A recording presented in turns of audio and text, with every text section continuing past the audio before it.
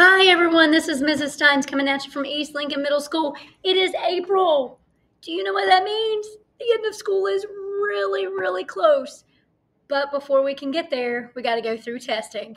So I have taken a few strategies that I use in my classroom, and I have adapted it for you at home to make it a little bit more, what would you say, comfortable to talk about testing as it's coming up in the school year. So let's get to it. So make it count.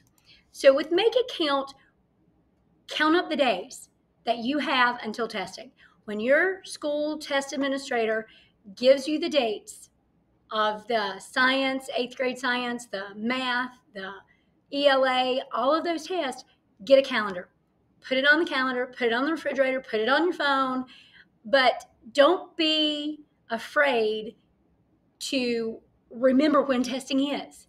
Don't just push it away and say, oh, it's going to come no matter what. Well, yeah, it is.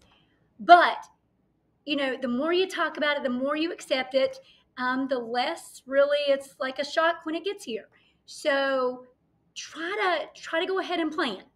Get it on a calendar, get it on your phone, set a reminder, but count the days up. How much time do you have left to go, all that good stuff.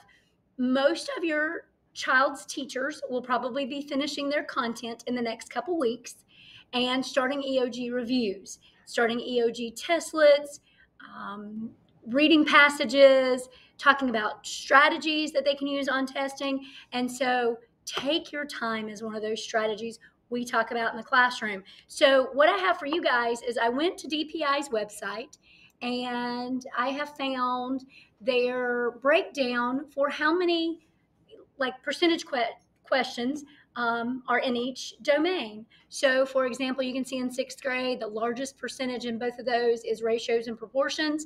For 8th grade, ours is functions. So, if we're on the upper end of 32%, 32% of our 8th grade questions, and there's 45 test questions, so 30% of 45 is right at 15. That's like about a third of the test. So a lot of that then kind of weighs on the students, to know what I'm going to get the most of and what do I need to be prepared for. So I have this for you guys. And then I have for you, the breakdown of active versus inactive. So that's also important. If you see across the grade levels, you've got 15 questions out of 45 are inactive. It means there's no calculator. They have to do everything by hand. They have to do paper pencil. They have to use their brain. That's all they got to use. So some students have told me they use the bulk of their time on the inactive because they do not have a calculator to check their answers, and they are checking their answers by hand several times. On the other hand, you also have the largest portion of your test, 30 questions, that are in the calculator active section. So it's kind of where your child is comfortable, where their strengths are, that makes it more comfortable and where they need to spend their time. But they do need to know how to allot their time in those two different categories of active and inactive. Then we've got work it out. So as I said earlier, your students, teachers will be finishing up and starting practice tests, testlets, EOG questions, passages. So when your child comes home, talk to them, rework some of those questions. Which ones did you miss? Which ones were you not sure about?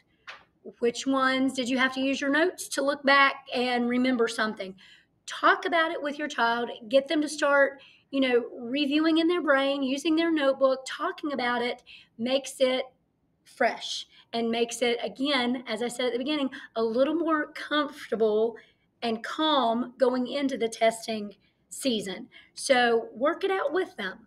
Ask them to show you what they missed, or just to see the test questions, the ones they're reviewing in the classroom. Then we've got think it through.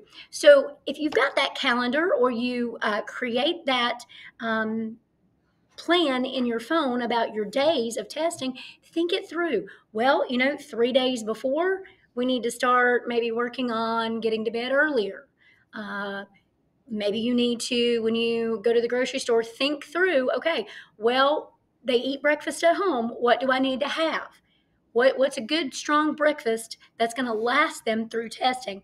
Probably, in research and other things have shown, probably not a lot of sugar and probably not a lot of caffeine the morning of testing is probably a good idea, because testing starts at like different times of the morning at different schools.